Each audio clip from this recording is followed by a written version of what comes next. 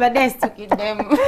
So cool. Mpisa tebazi nkubira. Nze nsize Farida. Je baleko. Nzani munanga abira wano kwali bunawe. Gwe Chris Khan wekkiririzeemu. Bino ebintu byaffe abave Masaka. Naye lwakuba munange omukama mpadde omukisa okubeera nti ndi ku program yange. This has been my dream program and are you serious? Why didn't you let us know? We are here to make people happy. Oh my you God, should have no, just told us. It wasn't my time yet. Kamese nogaba nenze ndi waddi ne tukusembeza ku mwanjo. Oh no, it wasn't my time yet. Okay. Naye leero mukama akikoze. This is my time. Kasaka ojja kitonse yabeerangako. Yeah, it is also a blessing anyway. Jokes, how are you? I'm good. You're looking lovely. Hajat salam alaikum. Salam wa rahmatullahi wa barakatuh. Nalinda idi yange buterere.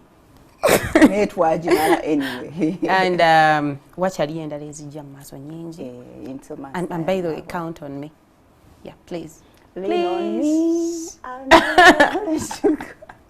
Yeah. Masaka obasaidi. Mvabo Masaka.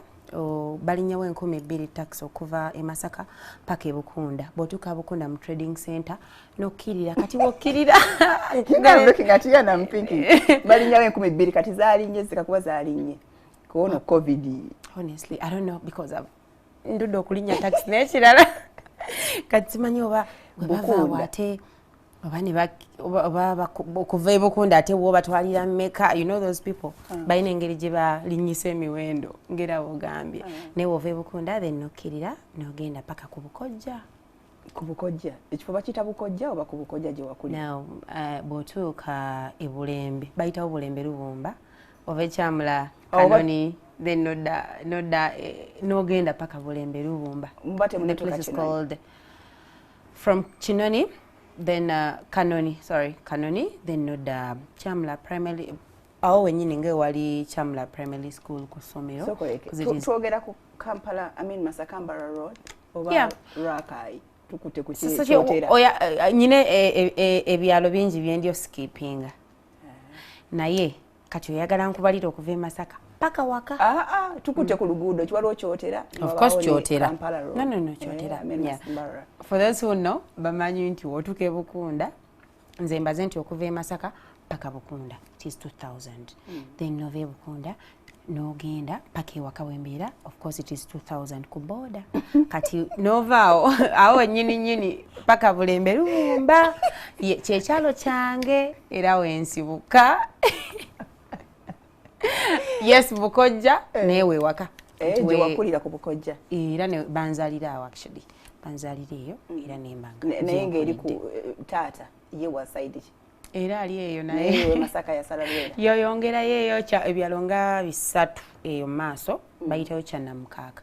Though naffe era tuli mu sub county yemu. Kyannamukaka sub county. Okakasizza mbu oli mwana w'e Buddu.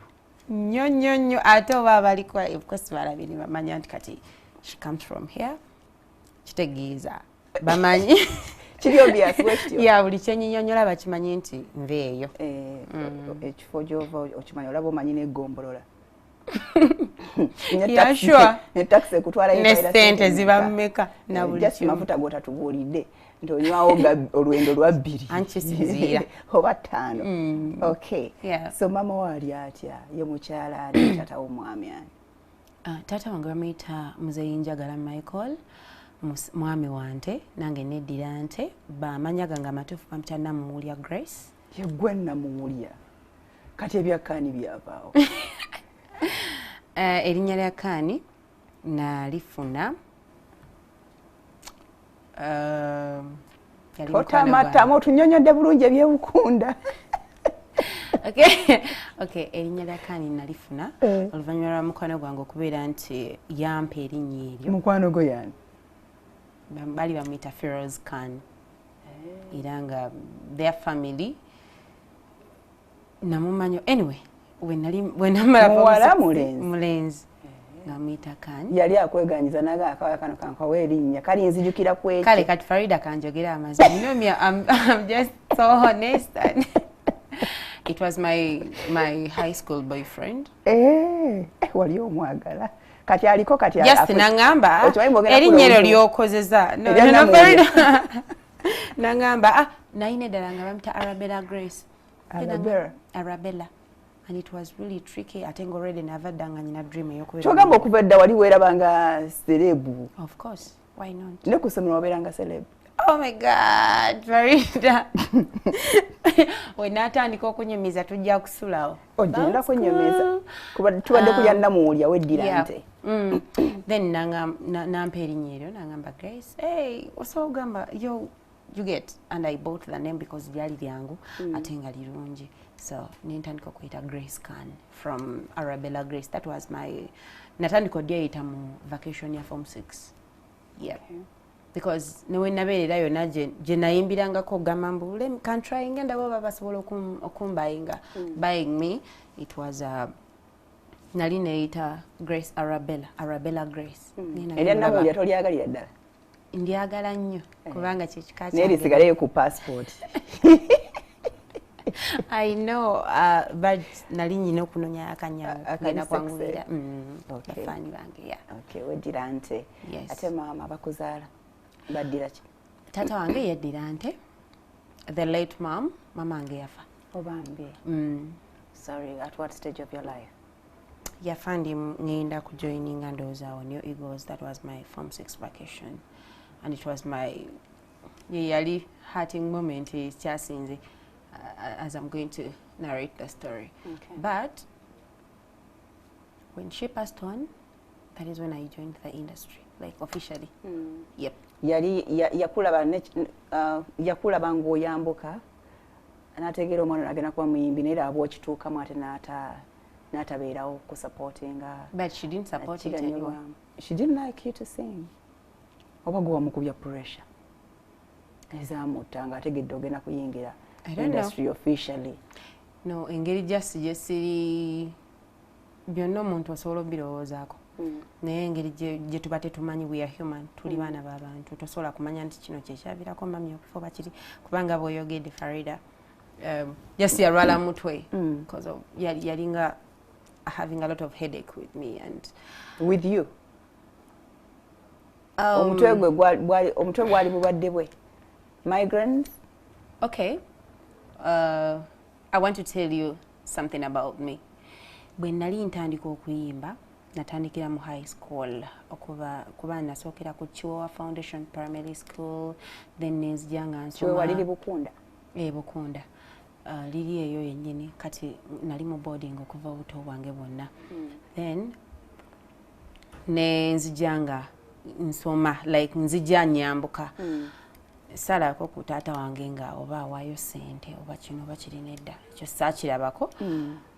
Or maybe ku baganda bange abakulu. No, I didn't. So mom is all you knew? Yeah, mama wange yali taata yali buli kimu gyendi, and she was just yali hero anyway. Yali akola buli kimu. So nenkula natwala mu boarding era yagala nnyo boarding sections you get. What was last born way? I was the only girl. Out of how many boys? My boys, there were 6. Omu yapasinga on, Gamto.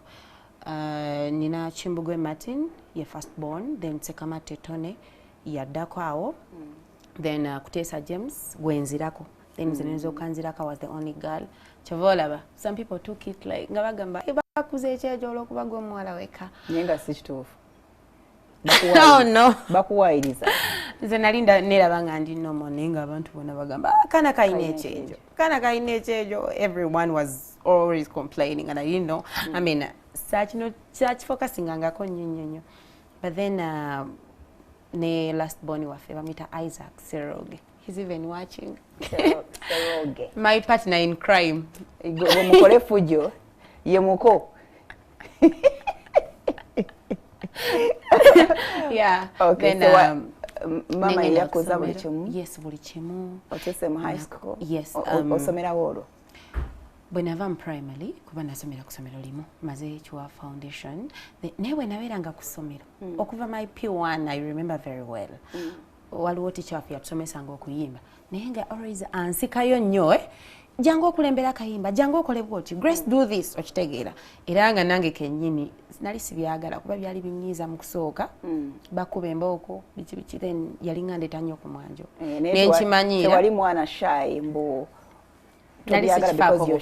Yeah, nali sikifaako in the first place. Then nemala nentuuka mu P7, P6 awo otandise okugiramu kitegera.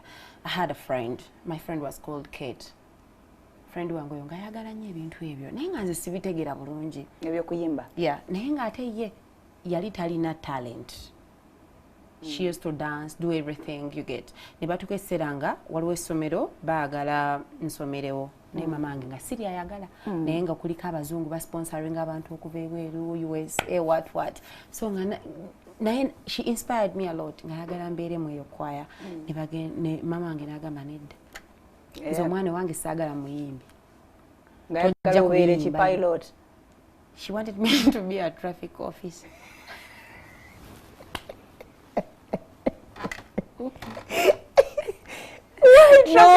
Yali mukyala ng'avuga nnyo emmotoka nti aba traffic balina kye bamusanyisako n'agamba my daughter has to be a traffic officer. No issue. Not even a police officer in general, but a traffic officer. No, yali tayagala police officer naye kale yandabanga no nalinga wakati twambala mpale biki nga n'engeri gy'alabamu ebintu bye wokola bw'oti ogenda kubonswaziza kakati naye nga mukyala yali mukambwe nnyo naye ng'ate bambi anjagala nnyo kakati naŋŋamba ne kati my daughter engeri gy'oyagala ennyo okwambala empale kuba nali nzambala nga nva ewaka mu kiteeteeyi nengenda nenjambala empale, you know those bell bottoms, of course. Naŋŋamba kati engeri gy'oyagala ennyo okwambala empale olaba okimanyi bw'obeera ate wa traffic osobola okwambala empale n'obeera ng'obeera ku oba obuwala bulabika bulungi nze mbuyitako bufuna ssente nnyingi nga yekabuwenguzi nga yekyasinga okwagala.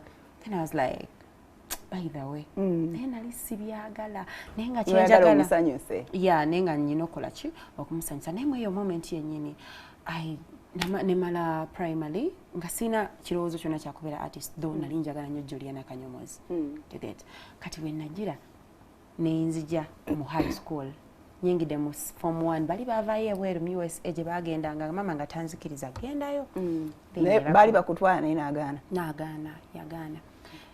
Then maybe mukamati yachenjagaliza naye nanyiga nakaaba nga njagala nnyo joininga them then time neetuuka Kathy n'akomawo. Kathy bwe yakomawo Kate mama we n'amugamba ngenda kutwala ku ssomero bweriti nange kugamba mamange omanyi njagala genda Kaboko SS bakita Kaboko CU twagita Church of Uganda eri awo ku Masaka Mbarara Road.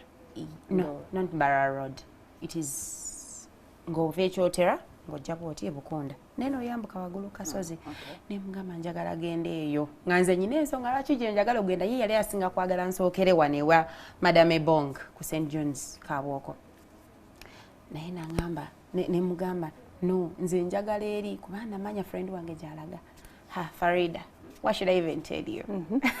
Nasimba amakanda n'agamba tolina nakkiriza ngenda ku Church of Uganda ne Kate nga gyayitwa amayiminga. By that time kwaliko kuva mu senior 1 senior 1 awo nayingirira mu kintu awo wetumira Arabella. No, yes, I was Arabella Grace by that time. Kati akakanya wakajja wa Arabella nga woma I don't even remember. Waberanga nnyo ku Google. By that time it wasn't a lot of Google on me, but ninjagala nenyingira mu kintu Kate n'atandika okunvuga speed. Omanyi okuvuga speed kitegeeza Farida okwo omuntu okutwala okubanga alina kyakwagaliza nangamba tusobola mayiminga we can be like obsessions. Waliwo akayimba I remember by that time waliwo akayimba ka obsessions bonje wekume netukola eddalu. It was kuba nange bwendi wadde mu binje wekume bali kusigula kiri nkutula nga nkisute n'obugoye mwiranga obwabwe nkutidde. If it comes to mimes we could get clothes from out. Abaana badde nga bagenda ogamba kwayo emitwalo 2 ondeeterayo obugoye bwe buti okitegeera nga babuleeta era nga tulina okumayiminga every weekend kuba twabanga ne kadange, we used to call it kadange every weekend. So basita b'essomero basta kati ate Kate bambi n'amala neyezuulana kuba byonna twabikolanga ne tubikola n'amala gane Grace lwaki bwe tuyimbira mu crowd fine wali tubeera babiri twayituna n'ekibiina Sigi nze ne Kate and Kate Okay. Kate and Grace. Yeah. Kati nengamba lwaki bwe tuba tuyimba babiri nangamba yes I can dance more than you. Ne lwaki bwe tuba tuyimba ffenna abaana bagamba mbu Grace tuyimbiremu lwaki bwe tulagabagamba Grace tuyimbiremu. She was so disappointed. Ngagamba agezako okulaba oba naye amanyi okuyimba. Yeah. Nengezako mu training nangamba paka rava mulumu. It was one Sunday nampita mu DH dining hall nangamba Grace I'm giving up on music but I'm your fan. Because she was my best friend. Best friends, yeah. Since childhood, senior 1, 3rd term. Naendi faniwo, and I'm going to be doing everything. Neddalu nga tususize eddalu. Suspenseful suspense. Olomukola bichingo jeko kuyimba ebyo tusano ba suspending sa. Snitching out of the school. Muduka mulagawa. Just kadanke, looking out for budankes. I don't know kusomero kwenyini around kwenyini. Grace ya snitching out ne bakugusa babdi wire like that. Ochitegera. Nginenga okukwenyini kuchalo. Around the school waliwo ngeri ya clubs. Yeah. Mwenga mwino zisulamu. Twasolanga. Kati nga musoma ndi. Ndukako buddusi. Twasomanga. Nze sali mugezi nnyo nga Kate. Wale kwogera mazima. Yeah, Kate yali mugezi. Naye nze Kate yanyingizaamu ekirowoozo ky'okubeera nti ndi star. Yes, I'm a star. Bwe yagenda mu USA ne bamuwa obwo simanya MP3 players nga nze sibumanyi. Kati nandeetera okubeera nti I am a special person.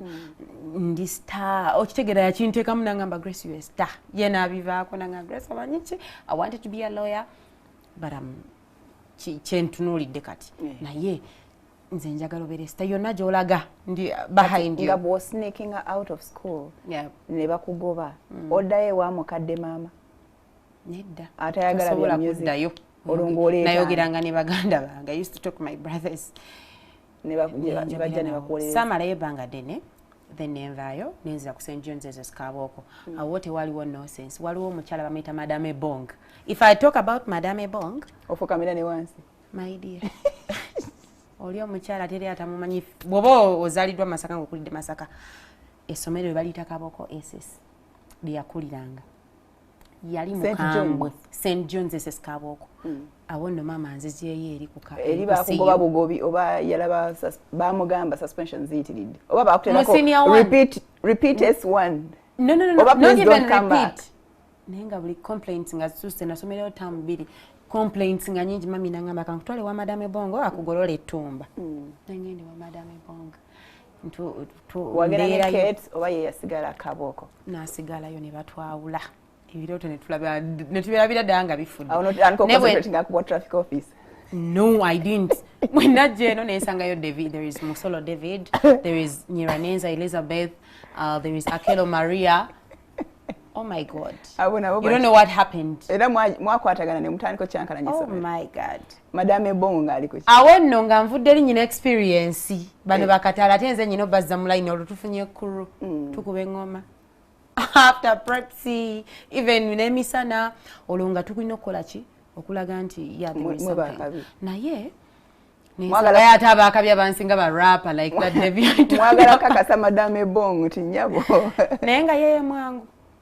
Taina kyata. Kati gene tumule mu Grace. Okay. Tukomo olabi kogena tutwala speed ku Emboozi olaba etukyamude tukyali and senior lower secondary.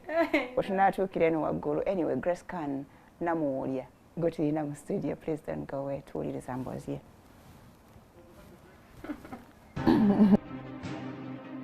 The Grace can utina mu studio atunyonyola gyenvudde we mukyala aveeri buddo Masaka Bukunda. Atambudde tutuuse mu high school, mutuuse St. John's. Yeah. Tugenda biyisa mu bwangu. Kati when nabeererawo then gye nayigira okuzina amazina amaganda. Yes, nalinga manyi from primary. Naye okubeera kati eriyo wali tomayiminga azina ennyimba z'abalala nga oli mu nnyo mu culture dances. No, of course inali mayiminga. If it comes to entertainment, nalinga incorporating anyo ne entertainment prefect. Kubeera nze namugamba nga saagala kubula ku lukalala lw'abagenda okumayiminga ku weekends. Then culture dances then n'amazina amalala. Then n'okujoininga choir. Nali mu choir ya mass nga tugenda okusaba ku Sunday. I was one of the people leadinganga. Then waliwo ne wano abakatoliki mu church z'abakatoliki mwe nasabiranga nali Protestant fine naye ng'essomero lyaffe tusaba maaso emu y'abakatoliki yokka. Kati nga waliwo ne bagamba tukikusaba ayi Mukama kati ebyo nga era ekyemagamba that good ng'okyali mwana oba lize likula with time. Lize likula of course kubanga natandika nga nyimba bulungi fine omuntu ogamba omwana oyo alina talent nenga akalaboozi katono because I remember mu primary nayimbanga kamba batugamba toluyitaayita lukiro lulira ku nkoligo twasobera fene tutambula ne tunoonya ekituufu. You get kayimba kasomero nanti kati ngezako okuzayo akalaboozi kali it was very tiny by that time. Ate nawe kawalinga ka tiny. Kawala katono. So much. Kati nga webatyo kati ne tuyingira mu high school nembanga tulina ogenda mu church awulijja likula. Kwega eno bagezaako ne bakuteminga koko katono. Obeera wasigala ng'oli as hyper nga bawali eri ku kaboko. Of course. Sinawe nali mbeeredde. Come. Yes, I know with time jakubeera.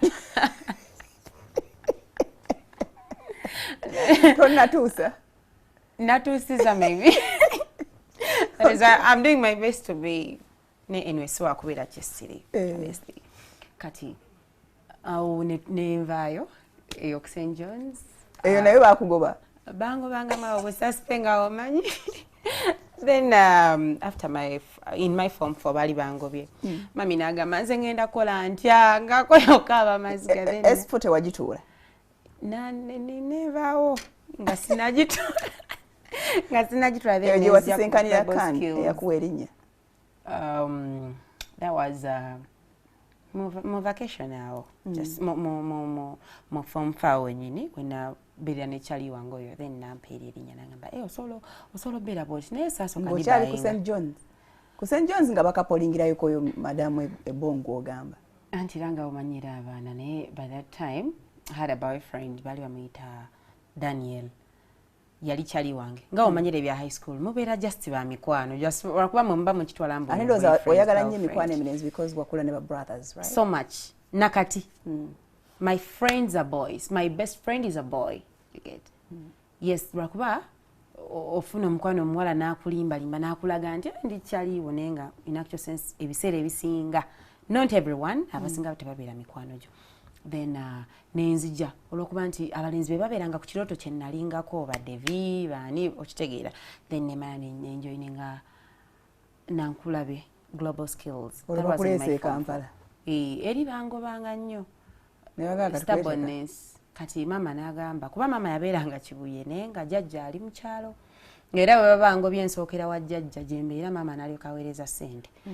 Okitegeera. Kati nenzije Kampala mama nangamba agenda kusomera ku nankulabe global skills nangamba singa bakugoba wano kuba by then nayinayo muganda wange nga teacher bamuyita Sekamati Tony asomesa buddo sawa zino natuula mu meeting kuba yali akooye nenga sina stubbornness eno mboba yabalenzi oba bikino ne just waliwo ekin driving anga just okunfula nti nze nyina beera kino bano baagala nze mbeere kino.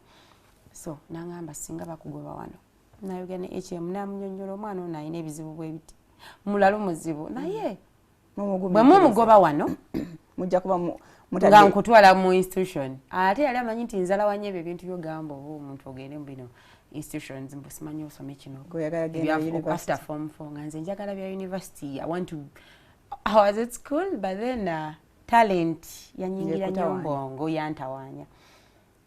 Nembereyo nga maiminga nze from my kuva eri ku St. John's nga after musician forever. S4 ogenze mu senior 4 after my form 4 mami nagamba ebbanga lyosomere ekirungi mukama nyambye taata pasli bwevuddeyo natwala Masaka odda mu kyalo togenda somera Kampala because of the stubbornness and the likes. You get nangamba ngenda kutwala Masaka konze ngenda ku Masaka SS netugenda ekimanya when nakola interview ekimanya I failed. Ekimanya okolayo kyali kimanya balina secondary school balita kimanya SS secondary school for my form 5 nagenda nenkola nansabira olwo wafuna mmeka mu S4 mu form 4 kwedda lwelyo Simanyo bali akugamba. Farida chazo okugamba. Nti waita. Form 4 naita. Naye bwe chajja ku sciences. Naita zi for sciences. Therefore at you get that is why naita onengenda form 5. Nengenda form 5 when again form 5. Mami nangamba amazima gali nti nandi kututa ekimanya. Naye ne babako ndondoza ne bamugamba ng'omuzadde nagamba akankutwalikako SS ne tugende ekako. Ogambye ekimanya interview wagigwa? No, that was way back. I was just forgetting nti whenever ku global skills nga sinagenda ku global yagenda nansabira ekimanya nga bangobye St. John's. Then ne failinga interview in one way or the other. Kati okay. Nezije no ekampala nangaka osomere wano kwa bali bamaze okumpasa spec. Get. Ate omuzadde aba afijitinga okulaba nga afuna ekife wantu walala mangu omwana asobola obutadda mu class. Then kwe kujja ku kako SS. Nga maze form 4. Kirungi naita nagamba oyise fine. Kati sawa yagenda wa ku somero. Nengenda nanga nenjagala osome ng'olina ambition ng'okimanyi ogenda kubeera wa traffic mu buli ngeri ye akinzijukizanga ne mukama ne bwe yabanga avaawo ku ssomero ng'akinzijukizanga nkimanyi we nagyekako SS nesangayo bannange. The school was really nice. I enjoyed every bit of it. I mean olokani ng'omulese eri ku global skills yenze kennyini ngamba kani yakuwa erinnya ng'omulese ku global skills. Yeah. Olonzija tewawulira byo kwawula ne kani yali mkwano gwange and you know life goes on, you keep on making friends as long as tekyali ngate ekya Kate kuba ye Kate mujjukira mu instances nyingi nentuuka ekako wenatuuka ekako kwegamba namalawo na mwezi gumu ne batandika okumpita musician forever. Then I got friends, I got close to people, those of Barita, Sharifa, Brenda, kakati nenfuna ati bachali bange Tasha ne Rachel. Netukola crew. Gobo watukange wantu ngosoka balaga nti ze ndi muyimbi. Osoka bakunganya ono bayimbiramu oba osoka kunonya entertainment. You don't need to towetaga kunganya abantu bayimbiramu. Zene biranga bubeza nga nkola byange ndi mukulongosa bucket yange ndi mukutereza my bed ngoyimba. Kukatanda kange nenyimba mbuyembe. Akayimba njagala omanye obuzito bw'oli eno gyendi njagala omanye. Who is that? I know you kid. Sorry, that's very obvious. That's like ani mwana gwe omwana ngayimba bulungi. Kati Sundays when agende kako chena sokera dalo kola church kujoininga church choir. Nali saagala nnyo kuba nali nganjagala nnyo boma mass. Manyi masses bazuka kumacha saa 2 you get. Ate Sunday rona kulemba mu relaxing ako ngoli kusomero kati na bomanga. Ne kati when namanya okuboma ki okudojing. Okuboma that is dodging. Kati when namanya nganta awali okuyimba nengamba no. Sicha bomi. Nalinga si every Sunday I was there because nalinga njagala nnyo proving abantu nti I'm special. Mubuli society jemberamu. You're different. Yeah, I've always told people, yes, I'm special. This is me. Yeah, I've always shown out myself. Because you like, make noise. Your presence must be felt. Exactly. Simane boze wano bakubaganyiza olayiko. Bale nchekwese. Bonna bategedde mbuwoli. There is no because they know I'm crazy kinda. So nyingira mchachi nenyemba kati waberawo bu special buno bogamba nga priest agamba waliwo ina special song. A special song tabitanga special. I came up waliwo aberanyiga piano gwe kasto following a key nebyakina nisibitegere biseebe they just nali njiri babwiribi gamba I want to do this nenyimba kayimba ka Juliana kaliwa amazima ddala nkimanyi nti Mukama mmanyi sikatono kayimba omusinga ntunula gye wanzija abalala gye wabaleka buli muntu n'akyuka entalo. So everyone was like what but they were not recognizing who is Grace but they were like akana kayimba olaba omwana yeevaamu ebibiri ku pocket money gwe babakuwadde nga mutudde mu DH. It is a very nice you get ne bajja ne banfuwa sente. That is when everyone knew I was a celebrity. Nabali tebana kukkiriza. I let them knew because nalinga wanjawulo. First of all, batuwa uniforms, nga batuwa dresses. Is that church oba twalina Sunday uniform nga tulina casual nga tulina n'ey'essomero naye nga nze kyensooka okukola gitwala ku kyalaani bagiteme bagikole ka fitting naye kubanga tolina wali lwali tebakkiriza uniforms nteme kasiteeba ng'etesukka maviivi you get nga mpanvuwanvumuko naye ng'eri ku mubiri as a celebrity you get my shoes would be different my everything was so different. Nali sina nnyo kajanjagamba mbu sigenda simba layini oba biki but at least era nga nze nfunenge communicating nga mune nanso mugamba nti yeah I'm sick and I want to get food fast you get atuba omwana oba kweka cheat ampeka cheat nsobola okuyitawo nali se treating akubeera special naye olwokuba nti nze kuva dda nze nali nkimanyi nti ngenda beera wakabi nze manyi nze ngenda beera celeb nze ndi wakabi mu mutima naye ng'osomako ddi okusoma Farid okwange nalinga yes I used to revise because it was the order of the day and the other thing mama wange yali mukambwe nnyo nga manyi bwenzireyo nga nyina emyenda agenda kunzigunda but at least kanfuna emyenda nga gya sciences kuba kyonna kimulagirawo me I'm not good in that ate ne traffic officer teyetaaga science ate by the way so nali siri nnyo focus ate chemistry oba kuboma class teacher wa chemistry physics nga bimpanyo had time math you get those things kati nganze ate n'ekirala abaana bwe bayingiranga mu class I just made sure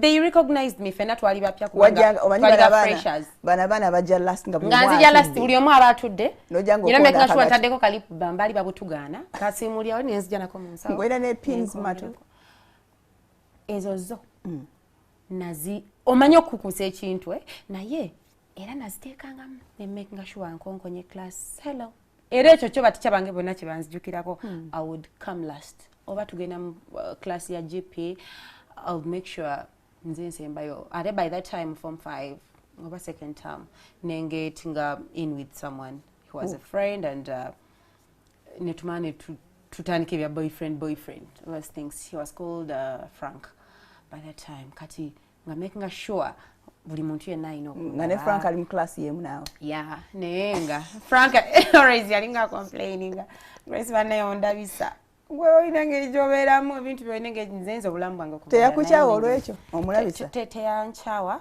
he was first of all yasoka bera chali wange nga we are very tight ate na amanyire embeera zange bambi yeah unfortunately to start breaking with time naye awo twali towards your name so ira by the way monjukira nnyo he's a friend then awo mala form 6 when amala form 6 tumazo tula mami wote bakugoba wamalayo emyaka gyombi ebiri bangobanga saspe they used to niwe wamalako ate mu banga lyange lyonna kyenneebaliza mukama nti mamange saamulabisa nnyo lwa nsonga mu bintu by'okubeera mu bino relationships biki kuba nali nkitya nnyo mamange okimanya nali nkitya nnyo I could nga mbeerawo ne ngamba mamange waanamanya nti nkapolinga naye olunaku lwe bangoba kapolingi bakugoba coupling yes era ne Frank mu form 6 yeah ne Frank wali omukyai nga ndi naye ne bangamba Grace Khan akapolinga ne Frank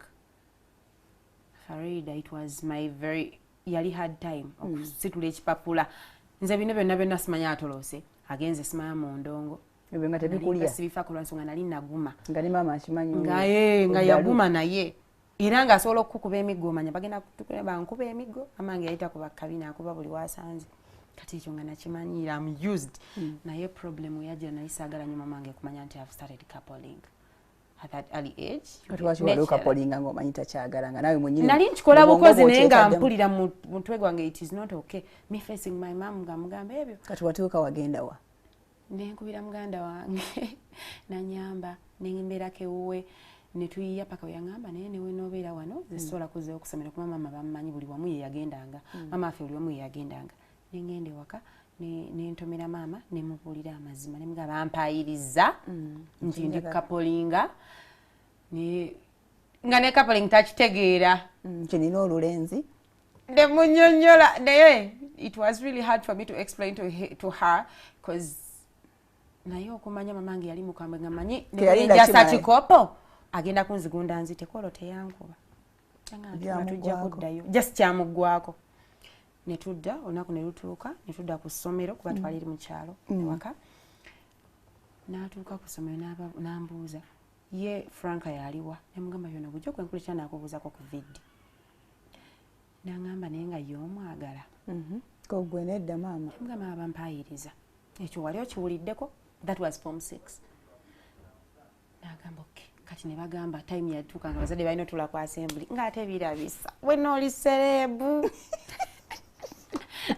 nga abazadde balina okukuba abaana embooko nemugamba bampayiriza mamange yalimu okubi buli kadde ankuba buli kadde ne kusomera ntemerawo empi mu baana ate olowooza yankuba she didn't care me n'agaana n'agamba master nyambaako I don't know what oba kirowooza bwatyo nakati nkyakyebuuza muto lwaki teyankuba kuba nali manyi nfudde oba yali akimanyi mulinki abaana kyokka yakaaba bamukwasa omuggo n'akaaba n'asooka gamba oli mwana munaku Grace lwaki tomanya ennaku yo omanyi ebintu ebyo byalabisanga omuzadde w'okugamba oli mwana munaku oli mwana munaku tolina kitaawo yali akuweereddeyo mmeka byonna n'abyogera wala yali mukuŋŋambira kwa sembo serebu musician forever ne mwana gwe lwaki tomanya ennaku yo nkufubyeko nkuweeredde nze ne jjajjaawo ne lwaki tomanya ennaku yo it was really a lot teyankuba n'ebigambo byangamba naye omusomesa yakkuba of course nawaticha omugo nagenza sigana namukuba mukube nze omwana bannange nakuleeta ano nga ndowooza concentrate this and that you get nga omanyi ba parents so kyankwatako nnyo yekimpa okubeera nti newankubadde Frank n'omukyawa there and then yeah that is when we ended it nenva ekako nali ngenda okujoininga my form 6 olwo ndi mu vacation nova ekako ate mari nga wamalako emyaka gyonna ebiri yeah of course emyaka gyonna nagiweddeko that was my form 6 nembeerayo I concentrated and read my books noyita newankubadde nze sijja kulimba wakola combinations nali nkola del art divinity economics and Luganda and art ati ngo concentrating nnyo kuki kusiiga bifaananyi of course kusiiga bifaananyi and I won't tell you I was so good nenga omanyi sometimes otukanga ate gwolabika wali oyitamu mu ssomero because your mom wanted to no yeah not even my mom nange nali njagala nnyo okubeera educated because if I wasn't educated I wouldn't know any English on me right now because I'm seeing people abantu bafigitinga the other thing wobeera ku ssomero oyiga ebintu bingi nze nyina ebintu bingi nnyo bye nayigira ku ssomero kyovala saawa zino bwe mbeera omuntu wajja nonsongamu olugalo oba noyumba oba noga ngenda kukuba oba ngenda kola kyalo I don't fear I don't sitya okiyigira mu ssomero munda munze nyinamu okutya naye wano kungulu because we've seen that in school people have threatened us people have said this and that you get so ebiseera ebisinga essomero bw'oyitako mu ssomero kinengeejo kikukuruminga oyagala kubeera muyimbi yeah so nabugumizibwako and that was very nice kati ng'oyagala kujoininga university ntuuka okujoininga university mama wange that was my vacation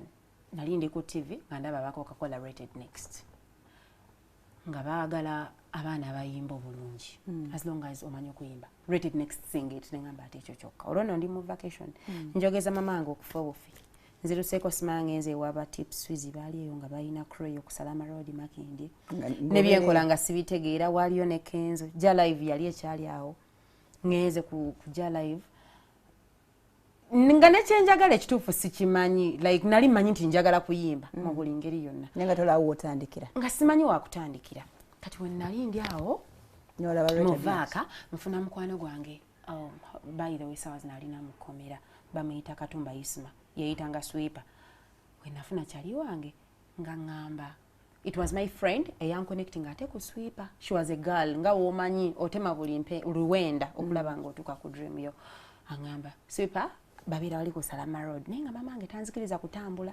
mbeera mukwoza bintu kulongosa nyumba kola ki kati ono omwana nangamba naye waliwo mikwano gyaffe already bo bali mikwano gyabwe baali babeerawo ku Salama Road olonga mu mbeerawa kibuye weera we nali nakulya ne maama naye nga ne bwofuluma n'onyumyako n'owa garage n'okola ki kuba I was the only girl maama yali nga mukambwe kati nangamba waliwo naye babeera bokka babeera babiri neffe tugendawo ne tukola bwe tuti tuvawo ne tugenda ne mu club olwo no muvaaka ya senior 6 nengamba okay kati friend wange bamita Rena Hani nangamba bamitanga Shadia yali musiramu nenga ne wawe yali yavaayo because of they were too religious and the like waliwo byali nga tebakkiriziganya nabyo ne mugamba okay ogenda kuntwala ne tugendawo nyambasanga they were very good people because singa tebali bantu balungi oba oliawo ebintu ebisinga byendikati sandi bibadde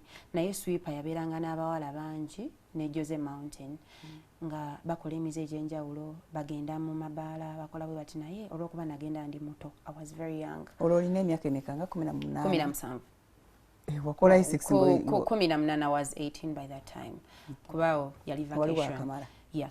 Kati ntuuka munyumiza obulamu bwange nga womanyi becoming a friends bweyalaba nga ndi educated nagamba kana character yange yali yanjawula ate mbawala be nalabawo abaali mikwano gyabwe so ne twamanyigana bwe tutyo sweeper nanjagala nnyo mukama mulungi maama yajjanga nannona yajjanga n'embooko anyway wavangayo kumaca nga maama bw'avaawo ogenda ku mulimu nga gwodduka paka lwe yanoonyereza n'amanya wabwembeera ndaze buli wenjoza amangu ebintu mbandazeewa najja mamange yanjiganya bannanga ate period I don't even nga ndi muntu mukulu omaze form 6 mami nasooka kunonanga n'emiggo mu banno bakyalibo kale okyalimu obutaala naye at least oligezaako fiitinga mu society endala nakukubirawo embooko abakazi abali abona noswalaswala naye nga kyekikutta kuyimba paka nakuwalabanya paka waka nkugamba enze netikwekanga ne wansi w'ekitanda nga nakuwalabanya mu bantu nakusika okutu ne mutambula okuvaawo ku Salama Road paka wali ekibuye ng'oli ku bigere ate ngaakutwalaganya paka natuuka nentandika tumulaga ekibuli is force nemulaga force nengamba nedda nze kino kyenjagala mutima nga mpulya nyina kyenjagala nga bwajagamba salawana maziga yes nga era nga nziruka nengenda nenekweka natambula nagenda paka lwatuuka nayogera ne sweeper namugamba ne baana bange mbalabangamu abakaka mwogera ne kaganda kammwe kakakane ate n'ekirala bwana akuba kati aganye mutuufu ebyokuyimba byayagala omwana mwegayirira dda yasome aganye buli kimu akiganye naye olwo ng'ayagala ogende ku university wali ojjuza nti najjuza and I was going to join nali njagala mass communication nali njagala nnyo beera TV presenter nagamba kale mama byokuyimba yes waba tabyagadde kale it is okay naye nga bya traffic aside naye ne traffic ba traffic officers ba celeb really omanyi okuba nti buli muntu ayitawo ku luguudo akumanyi mbalaba naye enfuufu nga tojagala nali saagala kubeera wa traffic nali saagala naye singa mami mukama mulungi fine nti sijja gamba nti mubi olw'okuba yamutwala naye sisuubira nti nandiyimbye simanyi you never know nandi musinziza amanyi oba oliawo n'ennyimba singa yali akyaliwo kuba yateekamu force nene nagamba bwebyokusoma oba obiganye nga toyagala genda ku university bandu bonna bagenda joininga university oyagala kunswazasoza ku kyalo kati oba toyagala genda nja kukwata nkwesibire nkutwale naggulu bakusibe obeereyo paka lw'onoddamu amagezi n'ongamba maama kati nkoze ki njize kuba yali ayagala kukola everything ewaka n'oddukayo nenviirawo ddala olwo ogenza kubeera wa sweeper yes nenviirawo ddala neŋŋenda naye nga womanyi omutima nagiranga nenzeewo nemulabako era ngaekikyamuluma otuulawo eddakiika bbiri natandika okuyomba maama yalinga ayomba nga ayinza okuyombesa naye nga bambi ekusingira ddala yayombesa nga nze nga ne baganda bange naye mwe lwaki buli kadde mubeera muyomba ate nga njagala nnyo omuntu yenna bweyajjanga ewaka baneiba kakanyabo kamaama olaba ne bwenagendamu ebyo bikokawola rated next bitandise bize waliwo TV ezimu zaali ziraga nga kwe babiragira nengamba nyina ogenda trying my luck awona nyimba nga Juliana I used to flow like her I loved Juliana since over when primary you get ngaimba 7 days gone by I'm missing you another day here all by my side so awonanga I love Juliana so mami nogenda for Coca-Cola when I ingira rated next I started singing kale tutandikirawo your journey to Coca-Cola all right kati umulemu katananya please don't go away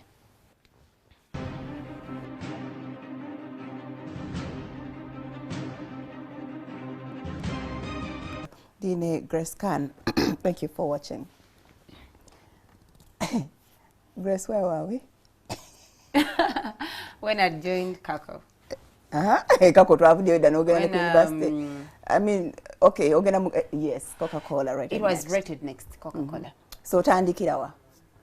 Nagenda mu Coca-Cola. Bakola akalango n'omanya gye tutwala gye tugenda for auditions. Bwe watuukayo era you still wanted your presence to be felt. Right? Of course. Watuuka okola otyo. Wafuna akawero. I was born for that. Wafuna akawero. Azina akagoye nga keeko kalina okwogerera. Ebiseera ebyo nga omanyi Farida.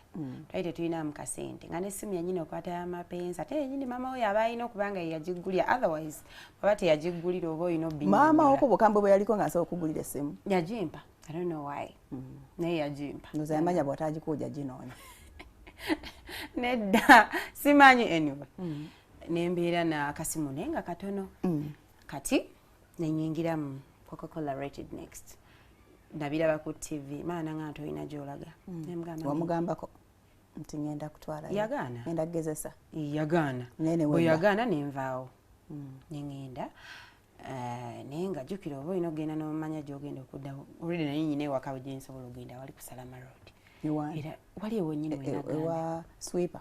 Yes. Kati nze we nagenda ngeno n'ennyimba nga nzira wali. Mubaza ne manya nti kati ajja. Saawa zino tagenda kujja leero ali bize. Bwatyo yasooka nanneesonyiwamu. So we yanneesonyiwamu era ebbanga lyampa time okukola bye nali nnyina okukola.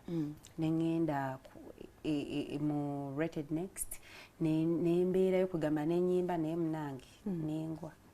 Saayita. Auditions tewayitamu? Ogwasooka.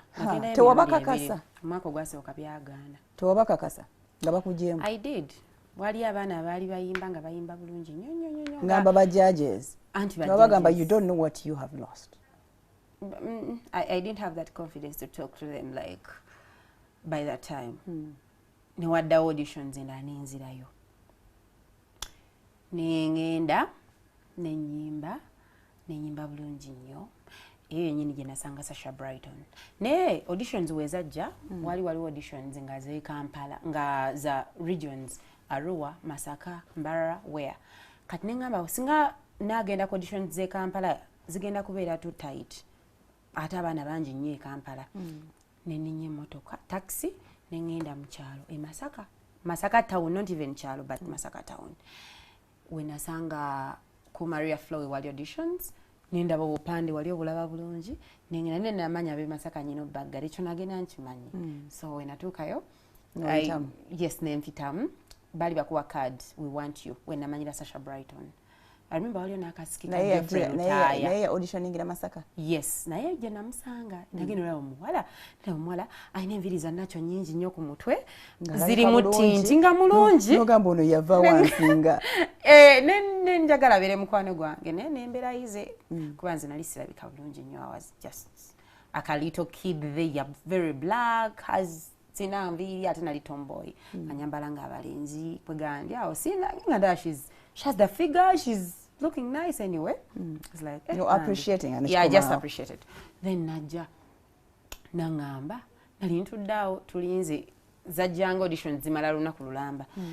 Nangamba mwana gwe nkubulidde ng'oyimba. Manyize nayimbanga buyimbi buli muntu n'abeera kyali wange. Ng'oyimba bulungi nyimbira mu kale akayimba kannaava k'obadde oyimba. Nyimbira mu kale akayimba ka Little Boss konze ne muyimbiramu. Nanga, can we please be friends? Mugamba, of course. Already nalina kyagadde dda. So we became friends like that. Ne tujja ku auditions ze Kampala. Naye yayitamu. Sasha yayitamu. Unfortunately ye yagwa. Ne mu 50s awo yasigala. Then nze ne ŋŋenda gye nasanga Gloria Natukunda. Be nabeera nabo ogamba nti nabeera nabo mu Eagles. Ne tubeera ffenna bambi. So this girl was singing so good. She became my friend. Tambula paka yes ku top 20. Top 20. Olwo mami akulaba ku TV. Oba tomanyi ebiri ewuwe toyagala biwuliza. Nali simuwuliza nnyo kubanga namanyanga. Naye munange we namala okugwa nze kye nali njagala mu proving amulage nti nsobola okikola. Baganda bange nga babeerako nga babeera bawaga bakimanyi. Era bo bampagiranga waliwo Isaac wegame partner wange in crime. Ye bambi yabeeranga agamba you can do it Grace, you're this okitegera ogenda beera wakabi Grace goli celeb mwana oli wakabiri. By that time ate nga sina nalinnya. Kati waviirako at what stage of 20. The competition? Twali bangi nnyo nnyo naye naviirako ku 20. Actually top 15.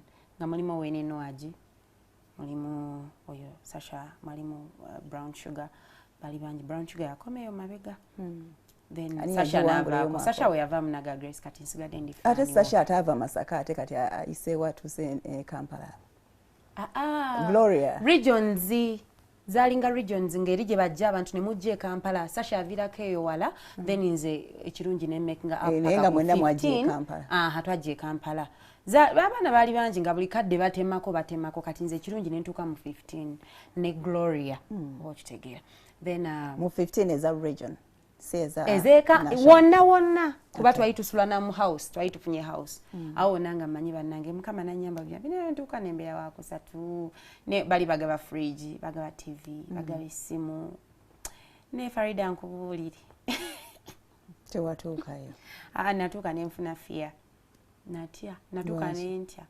nayimirira ku stage confidence nembula kyokka nga ndi mugenda nga nsigaddeko n'abantu 10 Wene Noaji had that confidence abantu abalala kati nga tulinga 15 abakompitinga mulimu abo 5 mwenna sigala kuba natuuka n'endowoozi nga ndaba abaana bayimba nnyo I think simanyi nakyanzijjako naye we nagenda ku stage nawe baŋŋamba nti mu kusooka basema abayiseemu nali ne friend wange oyo Gloria this is too funny like renchijukira nseka kati ne basoma mwalimu Gloria erinnya eddala ne ba Gloria bali mbabiri ne ba Grace nga tuli mbabiri Grace n'amata of Grace eyawangula we basoma Grace ne batusomera ku side eyabagudde n'okaaba nedda nalowooza ffe twalowooza ne towa hug nga mulowooza muyise twakaba tears of joy nga tulowooza tuyiseemu kumbe ffe tugudde tekyakumala munyamaanya at the end of the day sasa kakitegera twali tuli mu rejoicing great didn't I could even make it to this to get kumbe tugudde we basoma ne basoma the finals 10 abayiseemu nga tetuli ate ne tulyoka tuddeyo mu maziga gagati bayite boogera manyi abiri tetwakitegeera even tetumanyi reno omanyi okubeera ng'olindiridde ate Gloria yajampa Grace batusomye banange we've made it kumbi basomye n'amata of Grace then Gloria basomye soma Gloria akankunda something yayisewo paka so empaka ezani yaziwangula Noaji yali wakusatu then n'amata of Grace ye yawininga then owokubiri awo kale kwegamba nanyiiga nnyo nenzira n'ewaka nengende wa maama n'omugamba maama nzikiriza ngenda kubeera traffic office ne mugamba njagala kuddeyo ku ssomero naye nga sikitegeeza nagenda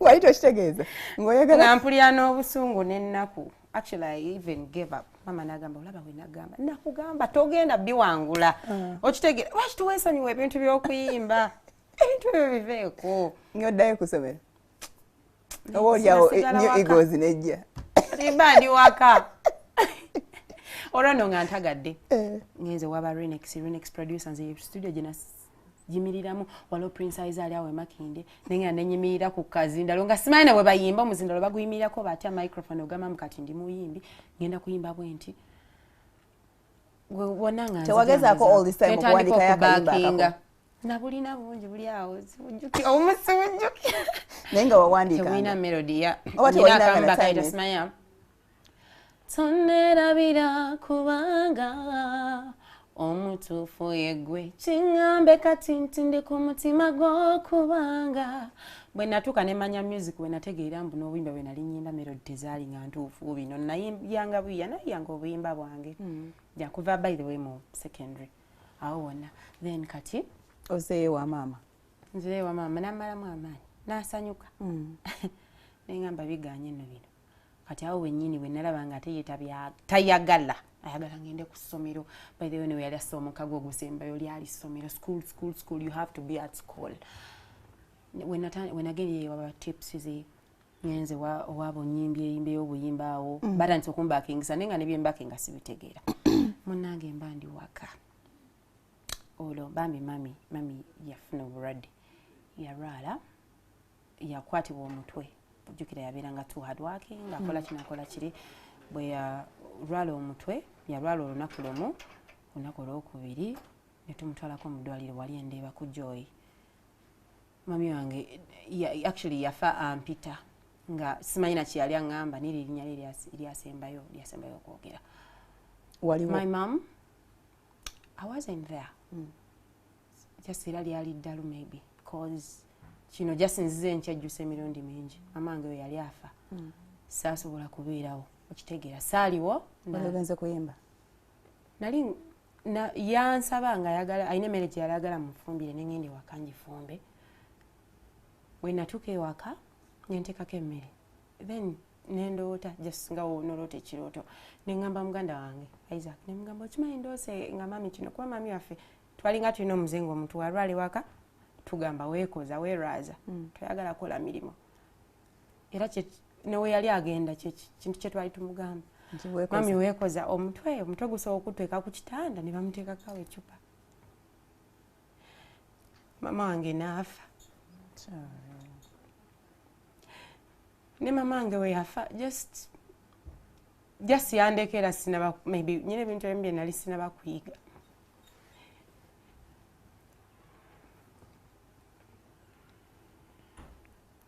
Kubanga already era n'olunaku lwe navaawo ku kitanda ngende ewaka omuleetera emmere. Of course emmere teyagirya kubeera nalwayo because nze nawe yafiira wonna tewali yamanya nti she's going to die. No, it was just hurting. Nafa. Wali tonatuukayo? Nali mu studio. Wagireka nogenda mu studio? Nagisindikira Isaac yali ali mugitwala nga manyi nze ngenda kuddayo Akawungeezi. Bakubira essimu nga she's gone? Bankubira essimu nga ndi wa producer wa Mutya Remix. Nali ngenze kubaakinga olwolimba lwe nali ngenze okubaakinga ne baŋŋamba nti afudde. I couldn't believe it. I just came home. Look out nga sinakikiriza. I didn't even cry. Then Remix n'avuga nandeeta ewaka ne ndaba bwe natuuka ewaka wenyini ekibuye waliwo hajjat nagenda tuka nali I was dressed in pants. They all put the fault on me. They're like, Mama wafudde nga toli mu ddwaliro. Anyway, it is a long story to tell. I won't even go deep. Then awo wenyini we twa preparing for burial buli kimu ne kigwa. Nasooka nembeera week kuba already nalina guiltness. Nali ndaba nga buli kimu kifuuse kizibu ne dreams zange ziringa ezifudde. But then I got up. I got up after the burial. Nkomawo e Kampala. Because waliyo baganda bange n'abantu abalala bangi abazze banyambako mu lugendo lwange. My friends have been everything to me in Kampala. Because I didn't have a family. Tinyina family yeno yali wano bawali. Baganda basigalayo mukyalo? Ate abaganda bange abamama wange be baganda bange benkolaganye nabo ne bali e Kampala. I came back nembeera ku Salama Road awo. Wabasweepa? Yes, entandika okuyiya next nga bamaze olumbe tebalwabizaawo. Then nenkomawo e Kampala entandika oyiya ngenda kuyimba ntya. Mukama mulungi era obudde bwonna alibeera mulungi gyendi. Nali ndi ku TV, saalina ku TV naye Sasha nkubira ngamba Grace olabe Irene Namatovu ne Rutaya nga bayita abaana abayimba obulungi kasita oba ng'olina empisa biki. Amawulire nagalinda ssaawa 12 ku makya ne bagaddamu. Bwe bagaddamu bwe bati ne ngalaba kuba saagalaba ekiro. Ne mugamba twakera ssaawa zaalinga 10 ne tugenda ne tusimba layini ku dance floor nga bayita abaana abayimba obulungi. So line yali mpanvu nnyo. Waliwo bangi abataasobola kubeera mu line, abataasobola kugumiikiriza. Ne ngamba Sasha tukozese olukujjukujju tuyitewo. Ne tutambula ne tuuka ng'eri maaso mu 7 ng'abasooka mu maaso ne tuyimirira awo. Ne tugenda ne tu auditioninga. God is very good. God has been very good to me. Like obulamu bwange bwonna nze ndabanga ebiseera ebisinga ntambulidde mu 6. Yes, I'm very young right now. Sinaba kukula gama mtu ba nina change. I'm 24. Naye Mukama mulungi. Nina ebintu byenzize ndabanga akola. Bwe banoonya abaana nempitamu. Ne batuwa houses, ne batuwangamu houses. Lady Titi n'atwala baatutte baani mukulu utayanjagala on the first sight. Buli group nga bajiwa mentor kind of. Yeah, buli omu ne bamuwa ba Edia we baliwo abakulu bangi abakulira abamanyi music already. Nga si bakuteeka mu group yani. Banteeka mu group ya Mr. Batte, Joseph Batte. Then friend wange Sasha ne bamuwa Lady Titi. Then in Wabaho Caritas Cario, we became friends from there and very tight than even Sasha. Netumira ba mikwano naye ne bamuwa group endala. Then awo wenyini buli lwe nayimbanga Faridan's already nina favor gye nenyumirizamu sigamba mbu njeyogerako, but I have that favor. Njagalwa nnyo abantu. Kyokka ate nga sinze asinga okubeera omulungi mu nsi. Nyinza n'okubeera nga aliwo abalala abalungi be balabanga abalungi naye at least nga nze njagalwa nnyo. Olina engeri gy'osoundinga. Yeah, there is that special way kye neebaliza Mukama. Mukulu utayanjagala from day one. Irene Amatov nanjagala okuva kwolwo. Nafuuka favorite daughter kubanga nzuke nali ku kitanda nga competitions ezisembayo eza Eagles okusosola okusembayo kutuuse. Mami Irene n'akuba essimu yange n'angamba Grace. Waliwo olimba baluyita mu ddungu luli Jamie Culture lwe yawandiika. Beera ku kitanda awo wennyini nnyini olukwate. Okitegeera? Okwate ku ssimu. No, olukwate ebigambo. Kuba mbadde mpulira nga gwe asobola okuyimba obulungi nga bwe njagala. Naye mululiko bangi. Muliko abawala nga bataano, kwaliko ba Sharoni, abaana baali bangi abawala. Then ngamba okay, nendukwata. Sakola rehearsals ziri awo, gamba mbo bankola nnyo training kuba nali mulwadde abaana nga basiba mu training. Mukama nanyamba nempitamu era bwe nayitamu bwenti nengenda ku show kiringa bono ba ku kitanda olwaliro gabula ina kusatu nga ndabika bubi okukogga obadde mulwadde. Okishi wafuna malaria? Yeah, malaria. I had malaria. Then period gye ba rehearsingiranga nalinga si reportinga. Nengenda ku competitions. On that very day nayitamu ogwasooka nempitamu ogwokubiri nempitamu ogwokusatu nga siriko nakwogerera. Nenga buli wendaga I remember Lady Titi yawulira nga nyimba nagamba olimba lwange lwonna lwosobola okuyimba nemugamba nyingi. Then nemuyimbiramu akayimba ke nagamba wow, this is very nice. You got njiyo olutiko. Wherever buli nayimbanga bagambanga abantu good, nice, fantastic. Naye nze nayimbanga ne basituka. Jaji wastukira n'akoona engalo waati. That is very special. Bamazi. Yeah, era kyampa muli okukitegeera nti I'm something. I mean ndi woli awo Mukama alina kyanteekako buli wendaga. Then nenyimba nempitamu netutandika New Eagles, enjoying a New Eagles. Mukulu utaana atugulira yatufunira houses wetwabeeranga house. Mwenanga mbeera wamu. Twali tubeera wamu. Mwalimu Bettina na Mukasa. At the end of the day mwali bameka abagenda house. We were more by that time. Naye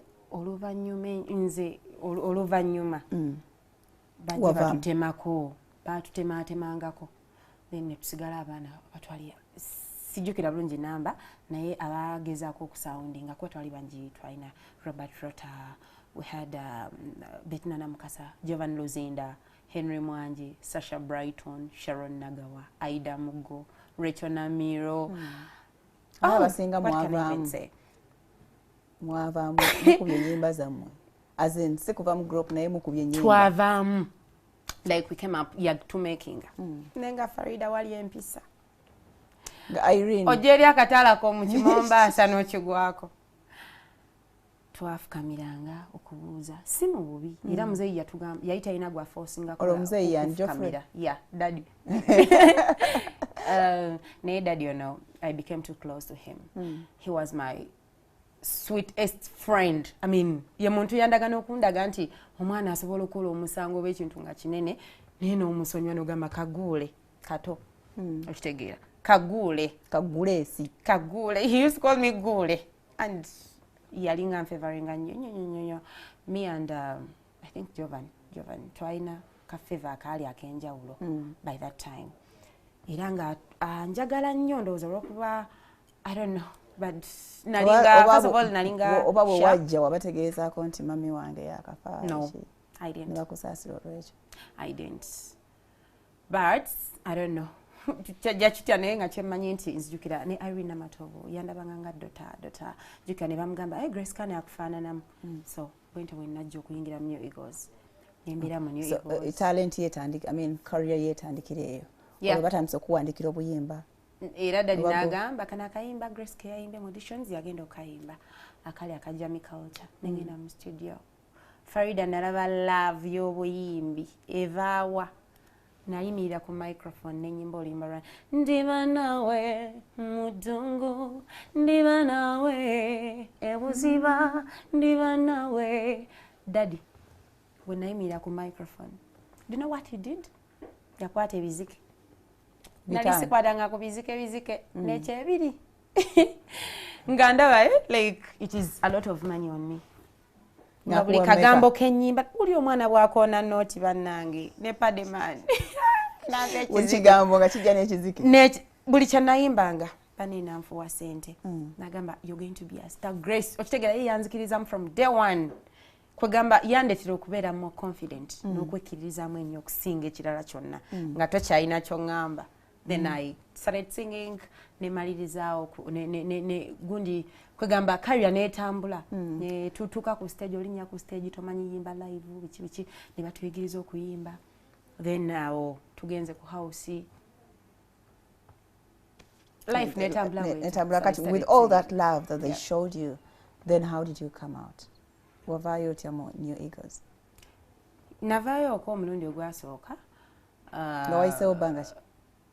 Wali wayiseewo era akabanga tukola. Ng'okozeyo ennyimba zo nga ziizo? Nalinayo ennyimba. By then wenaviirayo nalina oluyimba lwa Neenoonya. Wenaviirayo. Wafunayo oluyimba lumu? Audio. Ng'ogyeko olwo olwa Mudungu? Navaayo emirundi 2 nanti. Okay, wasooka kuvaayo lwaki? Too much love yakuyitirirako? I had issues.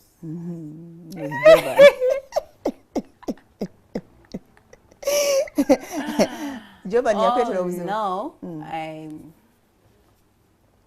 issues. Okay, you don't want to talk about them. It's okay.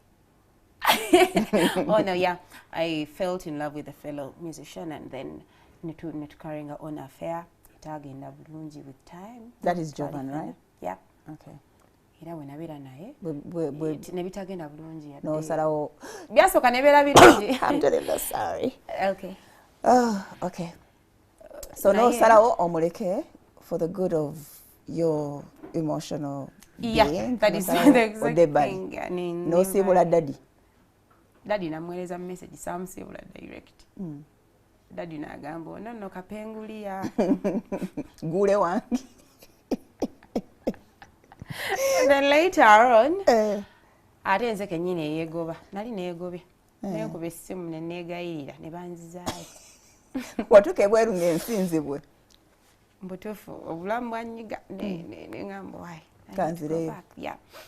Then awo wennyini after all that, you know that love thing, ng'oli mu love, then nemala ebyo byonna ne biggwawo kuba byatwala time mulimu bino mulimu biri meeting nesifuuka meeting ne bandeeteranga abayimbi abakulu ba Madam Joan Takawaya boogere naawe. They are trying to talk to me industry mu art tebakola bwe bati so it was really a lot and nokakkana nenzikakkana nemmanya nti kati ne bojja noleeta grader music first ebyalaavu nosooka n'obisiba kaggwa.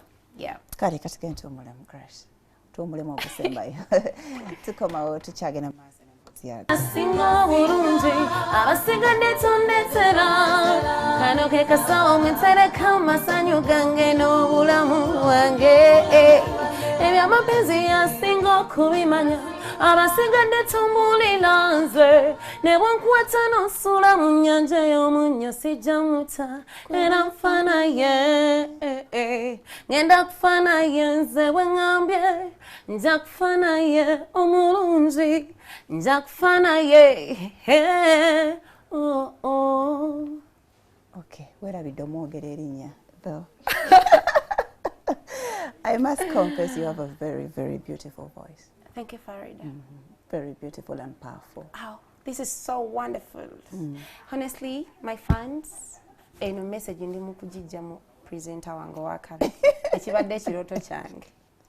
Imagine. Oyimba bulungi sijja kulimba. Neanza Farida. So ako ke kayimba akakutunda ngomaze okuddayo more than New Eagles. Nali nkakubye even before nga sinavaayo. Nenga ke kayimba nga tekanafuluma okumanyira. Already kaaliwo. Okay. Daddy Jeffrey utayi yakawandiika.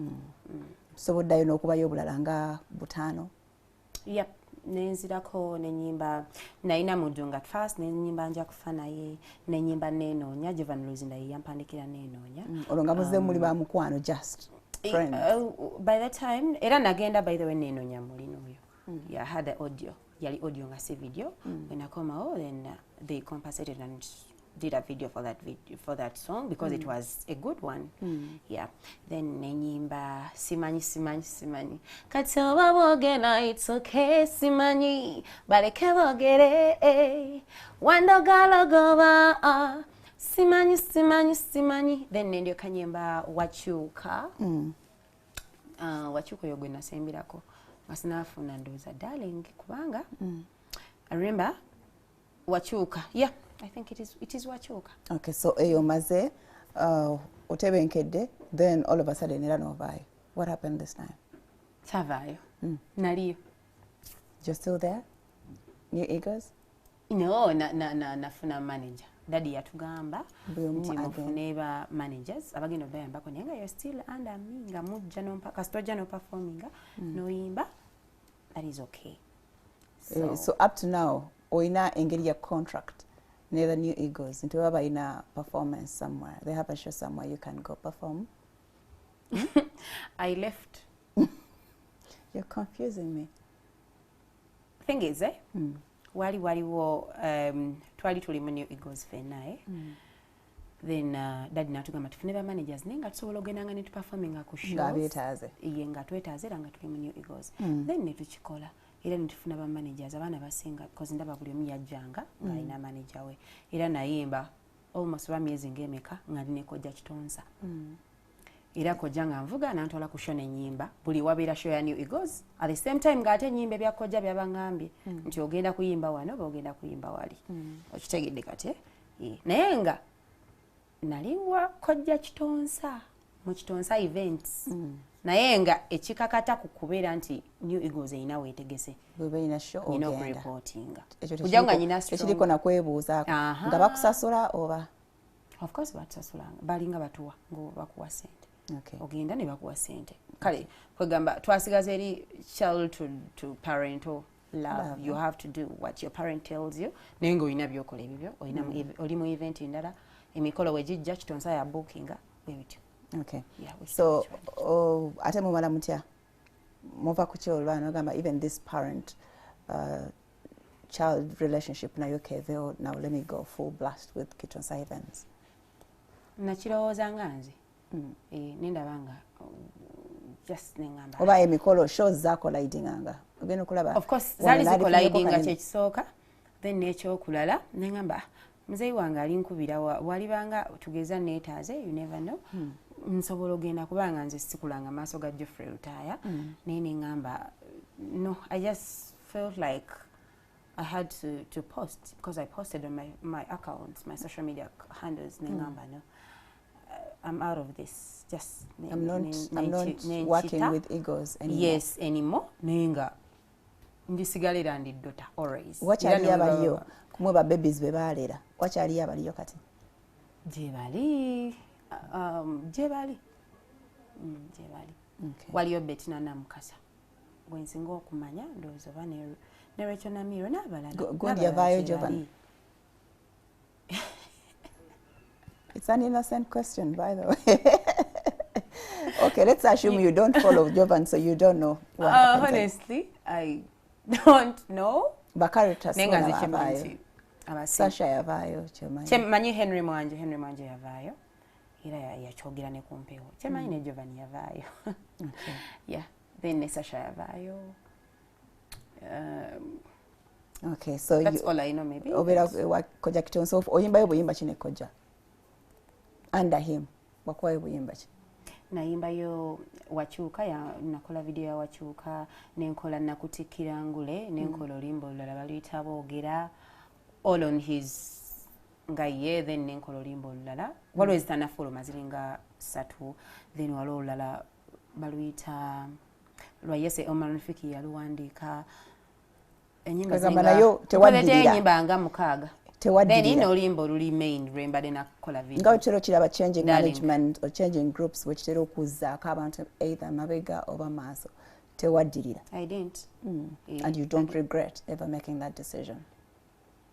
Of course I don't regret leaving. It's just a challenge nti when agendera nali missing abantu bange nabeera nabo kuva emabega, and then I don't regret. I mean, it's life. Okay. How did you end up in Koja Kitonsa events hands? Wagenda onoonya noteka home, I need management, whoever can manage me, please come up. Oba yena yakusporting and anagamba Grace, we can't talk. By that time yali yandabadda because I was common anyway. Nalaba talent, nalaba omwana alina talent, yandabange wantu wanje. Honestly, it is me, it was my friend who took me to him. Namugamba omwana njagala kuletera gunne gundi ayagala manager. By that time ngamze yatugambe tufune manager. You know, I told you Farida, I'm so honest. You're big. No, like I'm honest. Like I always want to be honest. Njogera amazima. Kati inze oyo mukwano gwange bamita Sesanga Steven. Then ntwale Koja Kitonsa. Already we yakubira Koja nagamba omwana nasobola okubira mu sente zange. Koja we yavirayo okunyambao. Gwa muyimbi we kagwe yali signinze. Naye nabalabe yayambangako. Tugeze oyagala kola video ba kino noja no seeking help okuva gyali kyemmanyiko nti bambi twalina omutima omulungi. Naye nga officially Grace Kani yali ye muyimbi yeke yali under. Yes, talina gwe yali signinzeeko. Okay. Naye nga alina abalala balinga mikwano gye batreka maanyi. Waliwo n'abalala abali awo naye nga like officially ogamba mbu njagala signinga muyimbi muteeke mu ssente nange nfunemu ku ssente yali nze. Yeah. Okay. Era naye naakufunamu. Of course yanfunamu. So along the way you mixed business with pleasure. Along the way, right? According to what we saw. Isn't that so big for me? What do you actually? Is there anything too big for Grace? Pleasure. Pleasure. Okay, along the way love came in. And nebitambula nebituka nebigotana. And it was everywhere, which is okay. It is part of life. Of course, that is exactly what I wanted to say. Recently, nalabaka video call na yes, so you're back together, right? I know. Oh no, honestly, me and Koja twali ba partners, twali nechidala twali ba mikwano. Kuba tosobola na muntu nga si mukwano go. Ate yengeri bambi gye yali muntu nga wabuvunaanyizi ayina engeri gy'atwalamu obulamu engeri gy'ali Kojja. So yagezaako okunfuula okunshapinga n'abako ewantu gye we yali ayagala ntambulire paka yeah, we're still working together because besides the love side of it, because ekyo kyatuka ne kigaana. Waliwo ekigaana n'ogamba kino kiganye. Yeah, I've not been telling out people the truth and letting them know in the city Kitonsa officially. Ebyo bya love byabaawo. Sijja kumwegaana n'ebyaggwa. Okay, so now it's strictly business. Buli omu nasigala nga atambuza obulamu bwe. Yeah, and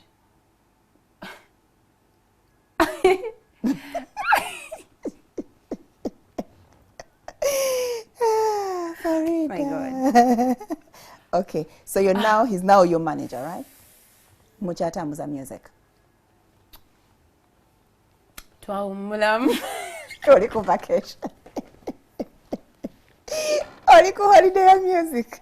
So what are you up to now? Do you have akayimba akapya? Yeah. I have a new song. I have more songs. Ezitambula, nyingi. You know, Limbara, Silent. Orange ne Henry Mwanje. Chali wange mfanfe. Henry yajjako wano around that time ebintu ebyali ebyamaanyi nnyo then this girl your friend who came out to say too much. Yeah, I saw. Then Sheku Marunaja Henry yajjako awo ngaza kola interview ne live wire. Ne mubuuza Grace ali atya. Agamba Grace tali bulungi. Yangamba. Grace tali bulungi era actually takyayagala kuva waka abeera mu nyumba, she cries a lot. How was that moment of your life? That moment would have been so, that moment was so hurting. Chovala bebisere bisinga era nabeeranga nnyo mawulire nga njogera nnyo naye eyo moment weyatuukawo I didn't even turn up to say anything about it. Saayagala nnyo kwogera bintu bingi era ne ngamba Henry kati mpedde. Nali nga ndi awo obaoliawo Henry avuze emmotoka ngambye Grace tugendeko wano obaoliawo nga amawulire gajjo manyi kati tulabira online nolaba live wire mukwano gwa Grace ayogedde bw'ati Farida is she your friend? Was she your friend very tight? Yes, since one I don't know about that girl, I won't talk about that girl anyway. I won't. Yeah, but then about Henry, byonna byabeerawo. Yakuyamba nnyo, kyemanyi yakulwanira nnyo Henry. Waleleko omuntu nga warrior.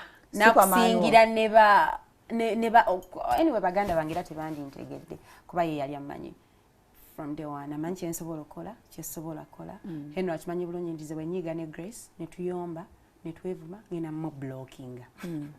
Nange no ngamba nti ye kasita mujjako ennyo waya nga blocking nga nteeka mu blacklist ng'akulinda okakkanya nga nekkakanya nga mga Henry nosonyiwa okitegeera kati naye bw'atyo nti when he annoys me amanyi blocking nnyo like I'm too short tempered. He is not.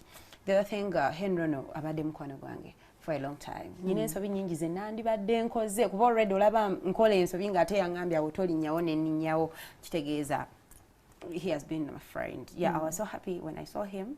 He came on TV. I got emotion anyway. Yabeera yayikutte yakulwanira Spark ne mulabanga akaaba. Nenga naku yali emuluma nga gamba lwaki Grace lwaki kino because he loves me so much. Mu bantu abanjagala. I count on him like so much. Atatira okungamba Grace teweesiganga naye bantu nawe mbeera nze tolina kuneesiga. But unfortunately, I don't know if it is. I don't know. You're too open-minded. Yes, you trust too much. Yeah, I understand.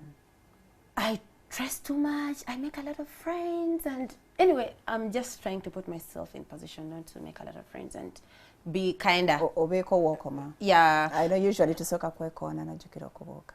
Yes, kati ntitadde nnyo mu practice.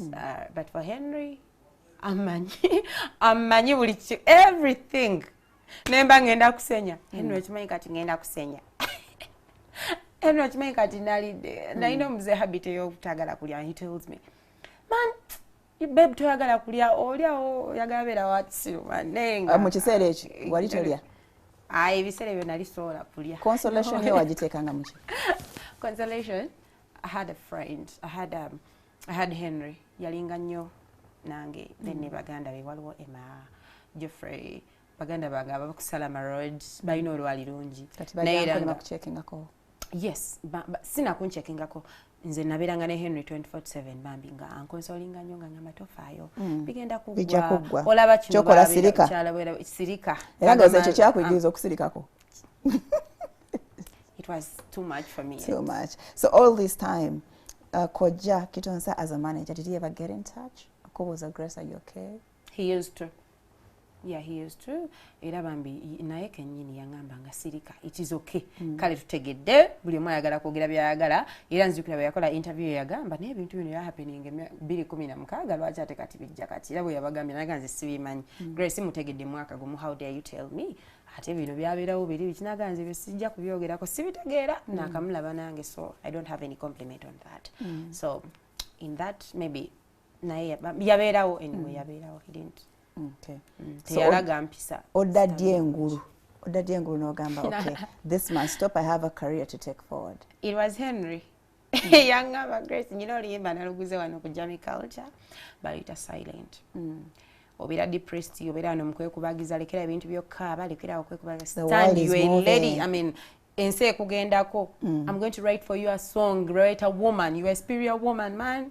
You know, there's that confidence he put in me. Inansudia. Atoyansudia. Oli diva. Bane singa nze nali muwala. Singa nali gwe kale nganze nyine lidowoozi. Oli diva. So nakujjukiza your position. Yeah, yanzijukiza nnyo. Nanga tugende mu studio tuyimbe nolimba silent. Nkoyo kunjagalira mu silent. Racho mutinga nga mu silent. Njagala labunga ya ratu tonkoya. You can check it out. Tonkoeka. Singa mukutukwana mutugamba. Nti nkwagala naye nkwagala bya mutama. Naye tewangamba nti olinayo. Olinayo kuwondera. Nango mubiri nenjiwawo. Nga sisuubira mulaleyo. Ako wakayimbira ko Jackie Thomas. Kiriza obagamba. Ako kakoja. Era ndoza wekawulira agamba Grace nja kukuba. No. It was for my fans anyway. Abantu abayita muyembeera. Kati tugenda nakakolera video next week. But did he ever tell you had a wife? Yero achimkuza mu byayita. Okay, Grace. Farida, he did. Tekanafuluma. Yeah, kafuluma. Audio ku radios, next social media everywhere. Era abantu bali so surprised olaba nga twimbi olimba ne Henry and they're like, what? They liked it. Yes, it is corrabo. Twacollaborating ngamba no your vibes man tusokola ndongo ne bayakabine ngambuke kati okuvolo wava mu studio n'oliranga spirit ekomyewo n'ogamba ebibaddewo bize netandika kwekaza nze nafulumanga mu motoka nengenda ku supermarket ogula obuguze ekintu olina gamba uyo omulogo you what ebigambo ebitocharinga mind naye kasana malo kuyimba oluyimba nemanya nti kati nyine ekyokuranyisa abankubiranga nga bagala interviews tategerekeka bali bafunye nti kati waliwo akayimba they have to talk about the song and I'm like if you're not talking about the song sagala kirala yes kati byonna ne bikomekerera I took on my life and Henry was there. Is this the first interview you've done since everything happened? Yes. It is the first. Where did you get the courage from? It is because I always watch you, Farida, and engage your questioning abantu. I'm sorry to say, but it is oli wanjawulo. Abantu buli omu akimanyi oli wanjawulo n'engeri gy'obuuzaamu ebintu byo. You're professional. Thank you for that. Thank you. The other thing, it has been my dream interview. I couldn't even hesitate. I mean, when I find a phone call, Sades Chikiza, Mwasuze Mutya. Everyone, no manya batula mwene ntebe. I had to go put up myself. Yes, olane nails teziriko. Wagambye koje. Nagambye nyino kuja. And for my sweethearts, abata them a lot. I thank you so much. Yeah. Okay. They're my sweethearts. So who is managing you, Henry? No, I'm managing myself, and I'm trying out to be Grace Khan. Njagala Grace Khan. Njagala Grace Khan abere. Njagala putting out even for my fans. Kuba fans bange baneba noanirira. I don't want to give them. I mean, sagala balawenga ya power. Sola power. Okay. Your Grace is a warrior. I'm a superior woman and I'm bringing that song. It is superior woman and it is coming up. Yep. Mu studio? Yes, superior woman. I am a woman. I'm a fighter. You get. Okay. You know, Juliana said, a warrior is a woman, woman, woman. A savior is a woman. Yeah. Wonderful. And beautiful. You are beautiful. Oh, thank you, Farida.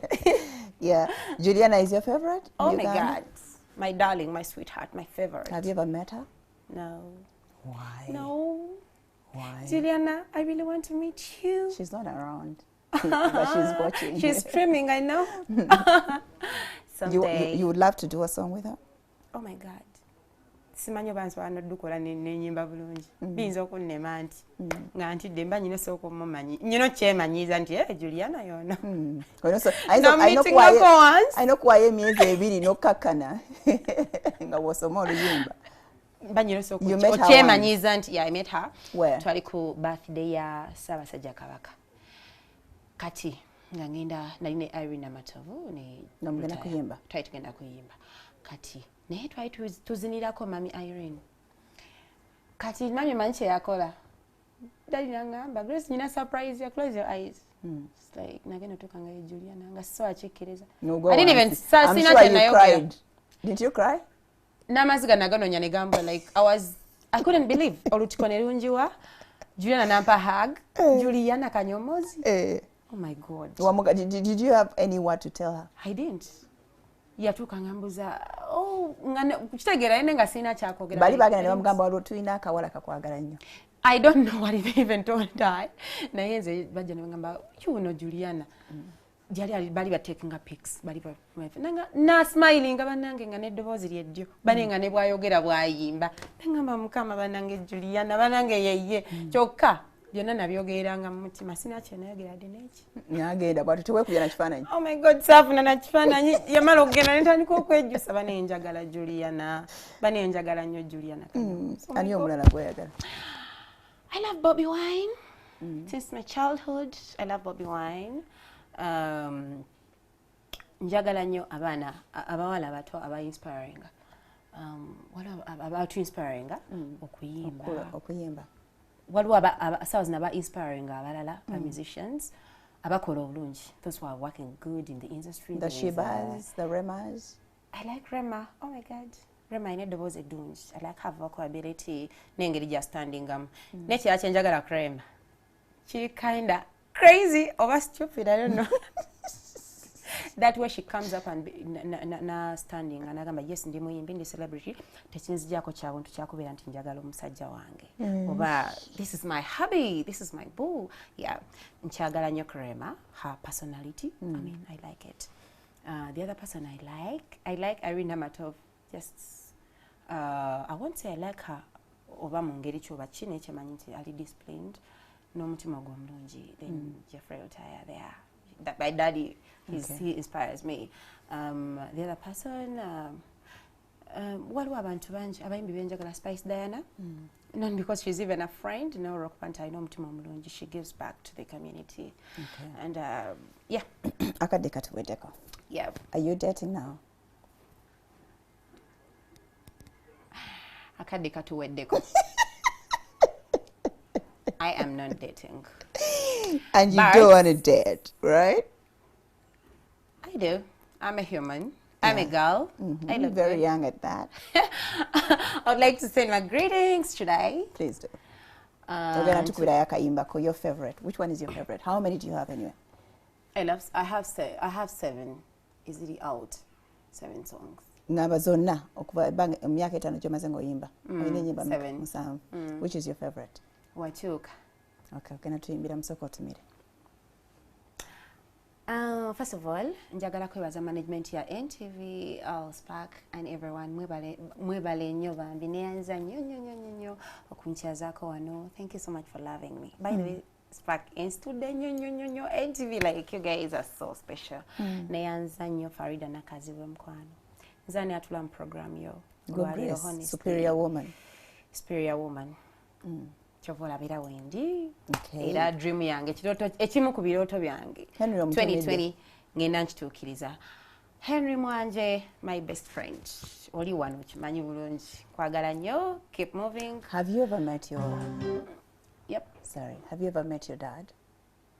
He hasn't been anywhere in the picture. Have you ever? I did. You didn't? I did recently. Yeah.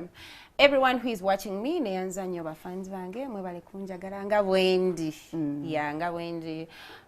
Fadulu Rukundo Sozi, nkwebaza nnyo buli kimu kyonna kyonkoledde, neyanza nnyo taata neyanza. Kale tuyimbire akayimbako your favorite? My favorite. Bobby Wine, David Rutalo, I love you. Twatandika tetulina bwe tuli, netufuuka ba mikwano. Nontegera era nange nenkutegera. Wano waniriranga, wanyiga bwe banvumanga. Bwe nabanga mpedde mu essuubi, n'ongumyanga. ddala kiti ekikutuusiza kwerabira ennyo bw'otyo nakola ki otuuka okumpisa ng'ensolo yandibadde omulala n'ataba ggwe ku byonna bye twesuubiza wadde kale byaggwawo nkimanyi si bw'otyo bwe wali. Okay, bye Grace. Thank you for coming. God bless you. God bless you too, Farida. See you next week on Monday. We love you all.